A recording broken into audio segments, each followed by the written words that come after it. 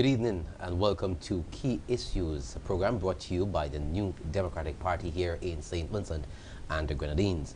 My name is Ernesto Cooke, your host, the Public Relations Officer of the NDP. This is the first program for the new year 2012, and we wish one and all a happy new year and all the very best.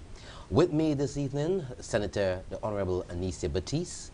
She's here to speak with me. She holds a portfolio in the opposition as Gender, Family Affairs and Ecclesiastical Affairs. Let me say good evening to Ms. Batiste. Good evening, Mr. Cooke, and it's a pleasure for me to be here. All right. Anicia, I have to ask you this first. What propelled you as a woman to get involved in the politics of St. Vincent and the Grenadines? Well, first of all, it really wasn't planned. I simply moved according to my own personal convictions when there were issues around that I felt strongly about, and I felt I needed to be a voice to express my unhappiness with what was happening. It primarily started around the time of the Constitution reform exercise. And so by getting out there and expressing my views, I became more and more involved, and here we are today. Okay. Well, you hold a portfolio of Gender, Family Affairs and Ecclesiastical Affairs. Yes. What does that entail? Well, it all comes under, well, social development, and it has everything to do with that which pertains to family affairs, what touches and concerns our families, women, men, children, our young boys, our young girls. And from a government point of view, it looks at what government is doing to address the issues confronting these areas in society, these aspects of our population. And it's a very important portfolio because our people are our greatest resources. And if we're not taking care of them and the issues that affect them, the social issues that affect them, we would find that we wouldn't have the kind of productivity that we need in society from our very people. Without our people, we can do nothing. That's correct. Yes. Of late, we have seen a spiral when it comes to the abuse of women in St. Vincent and Grenadines. To a lesser extent, men as well, because we heard about the young chap in Layu who was raped and killed and found sometime after. So the men are coming into focus now in terms of abuse as well. What are some of the key issues other than abuse of women? I know you will talk about that as well. Yes. What are some of the key issues that are affecting the women of St. Vincent and the Grenadines? Well, I think women too are affected by unemployment. I'd mentioned that up front. But the real issues that have jumped out at us lately are issues pertaining to domestic violence and rape and other sexual offenses. Domestic violence is a serious matter, and we have statistics. It's not just a matter of hearing one or two women being killed on the radio, on the news. There are statistics which prove that over the last 10 years or so, say between 2000 and 2010, St. Vincent and the Grenadines has featured in a very negative way in the OECS as where abuse of women is concerned. And I just want to refer to some of them. For example, in a recent information coming out of a meeting I attended in July 2011 in Trinidad, the Prime Minister of Trinidad had invited some women leaders around the Caribbean to attend the first ever regional colloquium of women leaders as agents of change. And at that meeting, one presenter called Yasmin Odlum, who works with the Inter-American Commission on Women, she presented some very startling statistics with respect to gender violence against women in the Caribbean and particularly in the OECS. And it struck me personally because I was the only female politician in attendance from St. Vincent and the Grenadines, and it struck me because our figures were the highest. For example, in her presentation, which was later followed up by research from the Searchlight newspaper, it was proven that over the 10-year period, St. Vincent and the Grenadines recorded the highest number of female homicides. In other words, we were the country in the OECS that recorded the largest number of women being killed. And the figure was 45 female homicides. Right. And of that 45, 17 were motivated by domestic disputes, making St. Vincent and the Grenadines the leader in this category in the OECS, to quote the Searchlight's article by Peter Marshall of Friday, July 15th, 2011. Dominica, St. Lucia, and St. Kitts all followed in their figures, but we were the highest. So when you talk about domestic violence and deaths as a result of domestic disputes, St. Vincent and the Grenadines over the last 10 years recorded the highest number in the OECS, and that is significant. So it's a real problem. It's a matter of fact. But not only were figures recorded with respect to domestic violence, we also had the issue of rape. Right. And in that area too, Mr. Cooke, St. Vincent and the Grenadines unfortunately featured, because we were counted as the country in the OECS that had the largest number of rape reports. Now, it could be more than what was reported, but the fact is, of what was reported among the OECS countries, St. Vincent and the Grenadines recorded the largest number of reports, and the figure was something like in the 500s, and we were the highest. And when you look at, this is what is of great concern to me. It's one thing to have a high number of reports. When you look now at the rate of charges and convictions, we were the poorest. So not only did we have the highest number of rapes reported within the period 2000 to 2010, but of all the OECS countries, we did the worst in terms of how well we were able to charge and convict the perpetrators. And I want to refer to the actual figure. If you look at the report from Ms. Odlum, which again was featured in the Searchlight newspaper Tuesday, July 26, 2011, it says in terms of charges laid for rape for 2000 to 2010, St. Vincent and the Grenadines, the total charges for rape are 255 of the 589 rape reports to the police, which is 43%. So only 43% of our reports resulted in charges and convictions, whereas with the other countries, you had St. Lucia having a 95% of charges, you had Dominica having 46%, you had St. Kitts having 67%, and so on. So in other words, we're not doing well when it comes to charging and convicting the perpetrators, and already we have the largest number of reports. This is unacceptable. It means that enough is not being done to address these problems that our women are facing.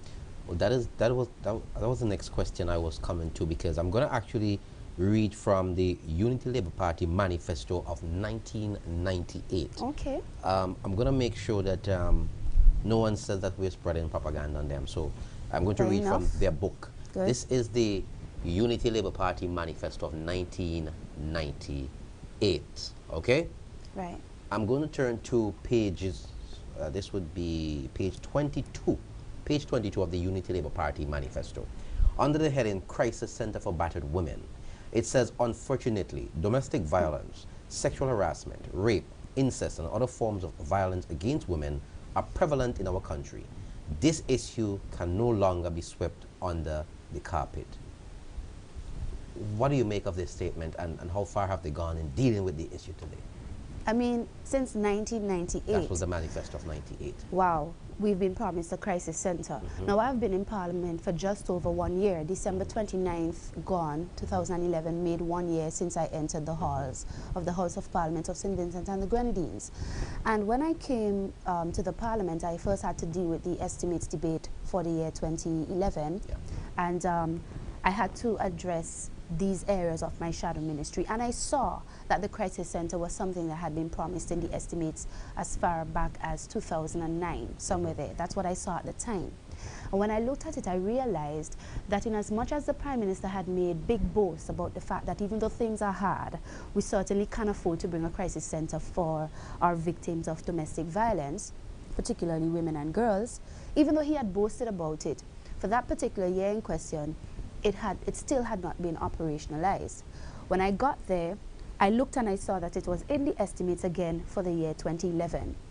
And during the year 2011, I faithfully asked questions in the Parliament of the Honourable Minister of Social Development concerning the, this proposal to bring this crisis center to make it operational.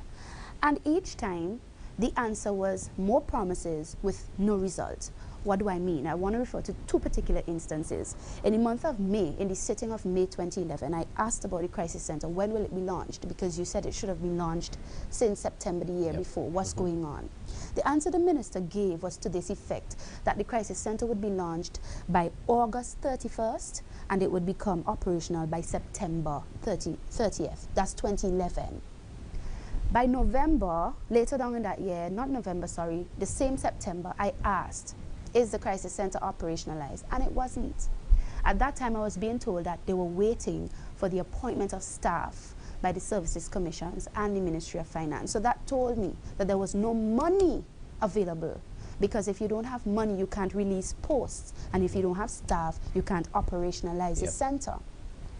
But this is a shame, because with the kind of emphasis they claimed and they promised to make on this issue, nothing had been done. And now I'm very worried today, because I sat again and I stood again in estimates debate for the year 2012, which took place on 13th of December 2011, just December gone. And what did I see in the estimates for 2012 for the crisis center? Again, money has been allocated.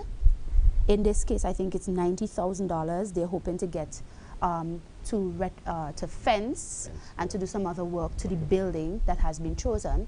But what worries me is, how could you now be talking about fencing a building in 2012 when you said the function of the building should have been operational in 2011? It's a crisis center. You have to have the security aspects in place before you can operationalize. So how were you planning to operationalize the year before, but now for the year after you're saying you're not going to fence? It doesn't add up. And it tells me that promises are being made, things are being written into the document, and bringing people's hopes up high, but you are really not prepared to do these things as you say you are. And this is unacceptable, Ernesto. I want to make that point very clear. Because while we wait and while we delay to implement a program as important as a crisis center, we have women who are being killed, perhaps because they don't have a place to flee to. So this is not good enough at all, and it shows the failure of the government to take care of the weakest of the weak among us. And I want to register that clearly here. What are some of the gains that were made under the New Democratic Party for women? And if the NDP had gained government at the last election, how different would it have been for women in general? Very good question, and I like it, because when you really investigate the legacy of the New Democratic Party over the 17 years when we were in office, we did a lot, not just for women, but also for family generally, for the issue of equality of women with men, and for abolishing things that proved to be, you know, a sort of deterrent in the development of women and their lives. And you know, whenever you do things for the development of women, you're doing things for the development of family generally and of society, because of the crucial role that women and mothers play in society generally. What did the NDP do? I want to show this book. I don't know how many people have it, but it's called The New Democratic Party and the Vincentian Women, 1984 to 2000, by Jeannie Olivier, who once was Secretary General of the NDP and is currently the president of the women's arm of the party. And in this book, you have a lot of information concerning what the NDP did for women and education and so on. In terms of legislations, for example, the New Democratic Party in the year 1987 would have done things like abolish something called the Draconian Courts Agreement, an agreement which essentially demanded that a woman who was a teacher and who fell pregnant, who became pregnant, she had to, as it were, resign before, she couldn't continue, she had to resign. Essentially what the amendment did was to allow maternity leave for female teachers who previously had to resign once they became pregnant. So this liberalized the situation of the woman and gave her a greater opportunity to continue to work and so on, despite bearing children, which is something you want. Now, we also had a very important one that I mustn't forget while talking about these things: the issue of the abolition of death dues on the matrimonial home and removing of stamp duties on deed of gift between close families. The NDP did that in 1990 through something called the Administration of Estate Act. More importantly still, in 1992, the NDP set up the first family court in the OECS. Wow. The first family court to be established in a country in the OECS was done in St. Vincent and the Grenadines under the New Democratic Party administration. And the significance of a family court in a large way has to do with allowing matters to be heard, what you call in camera, where there's a certain level of privacy for the private nature and the sensitive nature of issues that can come before a family court. And you know, the provision of certain orders, protective orders and so on, that can be granted to women who find themselves in cases of domestic disputes and violence and so on. And the NDP is responsible for that, setting up the family court in 1992. It became fully operational in 95. It was the first of its kind in the OECS and the fifth of its kind in CARICOM when it was established. And so many more. You had the Equal Pay Act in the same 1992. This Equal Pay Act made provision for the removal and prevention of discrimination based on sex of the employee. In other words, no longer would women earn less than men for doing the same work. Equal Pay Act, 1992, by the New Democratic Party. These are some of the key and important legislative reforms and implementations for the first time that the New Democratic Party made in its time. And they helped to pave the way for greater development and freedom in the lives of women, and as a result, families and society generally. We have a commitment to continuing to ensure that not only are these laws carried out or implemented, but that they are improved upon. Because over the years you would have seen certain things, you would have seen certain weaknesses in the legislation as they would have started. And I know that the New Democratic Party is committed to working even to bring greater improvement in terms of legislation and otherwise. Okay. I was speaking with Senator Honorable Anicia Batiste, first guest on the program for the new year 2012. Just about time to take our first break, and then we'll be right back. Stay with us.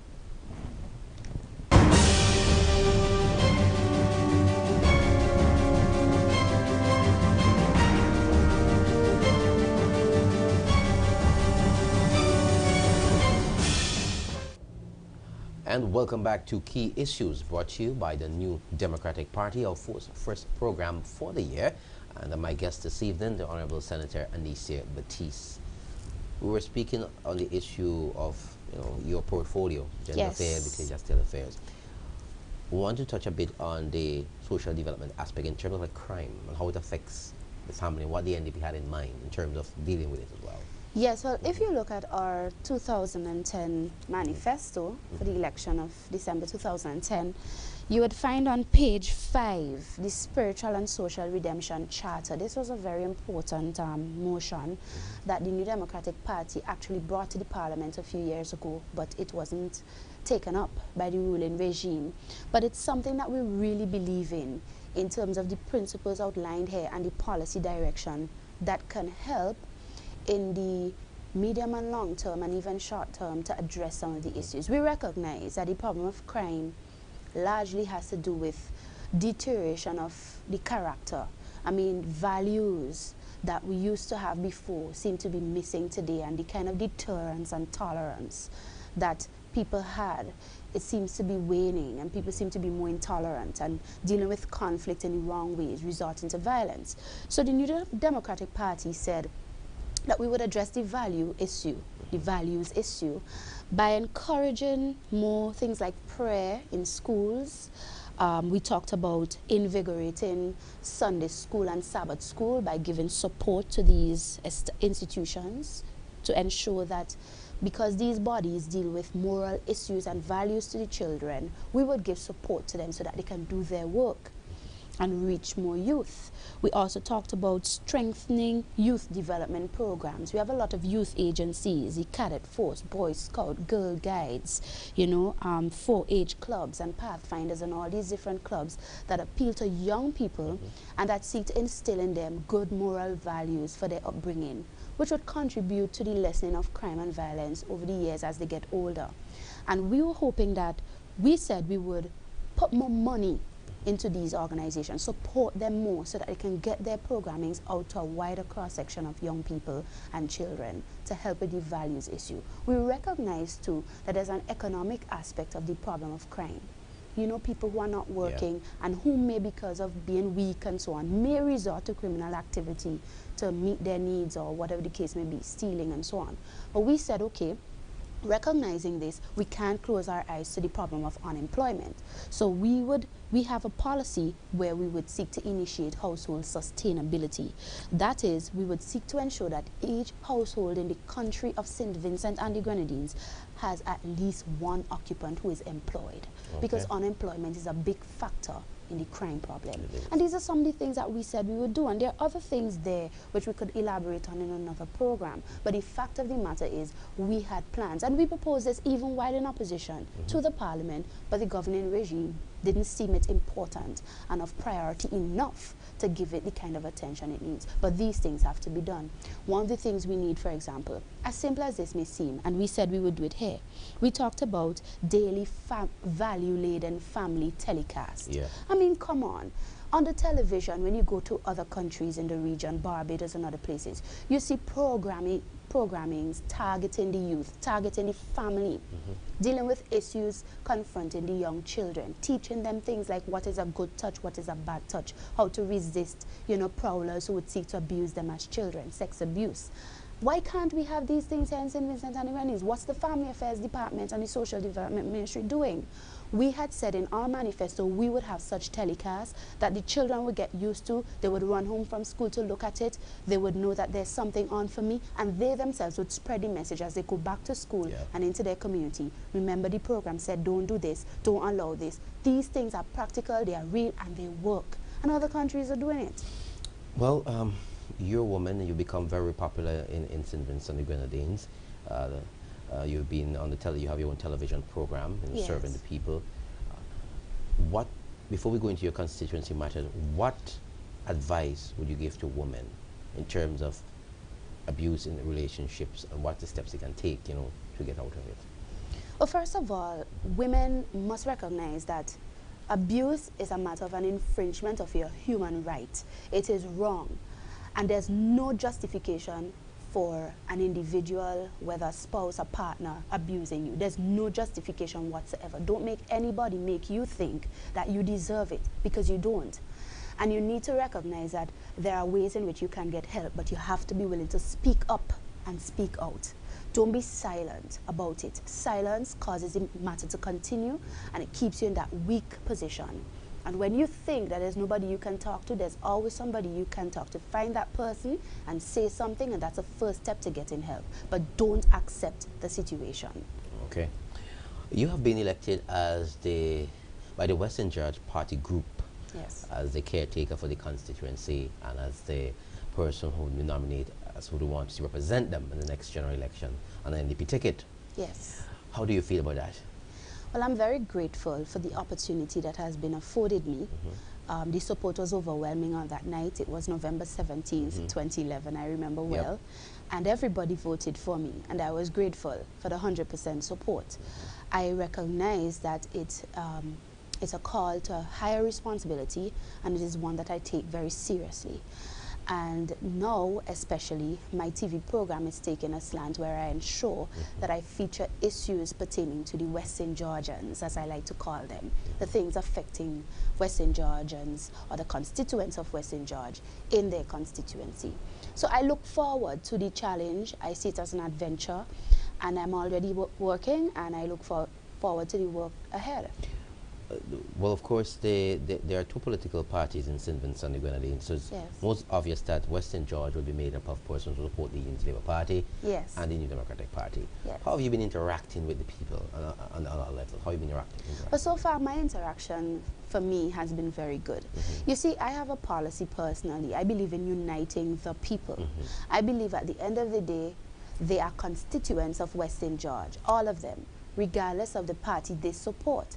And when I become the representative for that constituency, I will be the representative for every single man, woman, and child in West St. George. It doesn't matter who they would have supported. As a result of this mindset, it is easy for me to interact and to reach out to all kinds of people in West St. George, because I recognize that my responsibility is to all, for the protection of the rights and freedoms of all, and the provision of resources and programs and plans that would benefit all of the people living there. And I really want to see the people united, because we've become too divided as a society, Mr. Cooke, and we need to stop this. It is one thing to have your freedom of association and your disagreements accordingly during the campaign and the heated moments leading up to an election, but when the election is over and government is formed, it becomes government for all of the people. And this is my mindset, and as a result, it's not been hard for me at all. I respect people's freedoms. If they don't want to talk to me, I don't push it. But I go to all, I talk to all, I don't skip out the house. Okay. Like the rest of the country, I believe that West St. George is plagued by problems as well. Yes. For the program, we'll have to deal with the key problems that are affecting, because I know there may be many. Yeah. But for the short space of time that we have on the program, let's deal with the key issues affecting West St. George. One of the key issues is definitely the roads issue, the issue of bad roads. Yeah. I think this is a key issue all over the country, and West St. George is no exception. In fact, 2 of my programs where I featured issues affecting West St. Georgians were issues pertaining to the state of the roads. One was in the area of Ashburton, and the other was in a particular road referred to as Guinea Hill Road in the Upper Bumbum or Upper Cane Hall area. And I want to point out the relation between the issue of the division and that problem, because what I've noticed, especially in Ashburton, is that it seems to be the case, and it certainly is the view of the residents of Ashburton, that due to the fact that they are traditionally known to be NDP supporters, their roads are neglected. And this is a serious problem, because when I went on that particular road, I could not imagine mothers passing there with babies. It was a hazard. It is dangerous. And they're telling me that this road has been in this condition since into the NDP time. In other words, nothing has been done since that time. And I am saying this is unacceptable. Then that Guinea Hill Road, I actually interviewed on television residents, in the case of one lady who said she fell down twice and had 2 miscarriages as a result of the state of the road. And the state of that road, in this case, Guinea Hill Road, goes way back to Arthur Williams' time. So you see, there has been a lot of neglect. And when roads are left to deteriorate and not maintained on a regular basis, what you have is it makes it more costly to then fix them and deal with them. But the people are suffering. I saw children coming from Dorsetshire Hill Primary School having to come down that road. It's almost like a gutter on a hill. It's not a road. And it's terrible that people have to use these places to get to where they're going and from where they're coming. And I am saying that's one of the key issues affecting West St. Georgians. Bad state of the roads that need to be repaired, and that I feel can get more community volunteerism and involvement if the government would see it fit to just provide the material. I see people who are willing to get out there and work and clean and do things, even give up their time and their volunteerism, if they could just get the material, because they just want their lives to be made better and more comfortable. That's one of the key issues. There was a promise made to the youth to take them off the block, especially the young men, by the Unity Labour Party. In terms of youth and their problem in West St. George, what have you seen?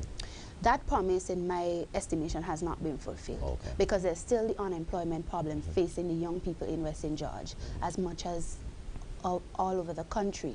And you do find you have like guys on the block hanging out and so on. I know those kind of situations can really make for that criminal element to creep in and to be spread.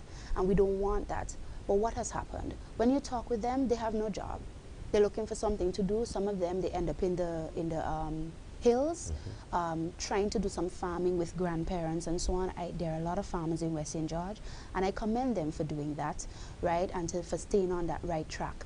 But it is a serious problem, because I believe there are resources within West St. George, and there are areas that can be developed. Community marketing, for example, farmers market, those things can be developed, because West St. George is such a constituency that, you know, it can be put in a strategic place, a community market, where you'll have people that don't have to go all the way into town, that can come in there, come up to Fountain and buy their produce and things like that. So there are areas that can be explored, and that will create employment for more people. But what's being done? You have a situation where you have a representative who, the people complain, they hardly see him. I'm referring to Mr. Mackey. They hardly see him. They complain. Some of them say, he's worse than this one and the other, and they compare him. The fact is, you cannot win an election and then don't go back to your people. You cannot just be doing things as a response and a kind of reactionary way, like the case of Poliad and the water, where only after I aired the program of Poliad residents complaining about not having water, basic clean water in the year 2011, he ran and found the way to put in the water within a day after the program had been aired. Why didn't you do it all along? So these kind of movements are unacceptable from representational governance. And I am saying this is not what West St. George would see from a representative like me. I'm creative, I like to take initiative, I like to partner and cooperate with our partners in the diaspora and locally to get things done. So when you vote for Anissa Batiste in West St. George, you'll be voting to get things done. And that's something I really want to let the people know. And my record already speaks for itself. Okay.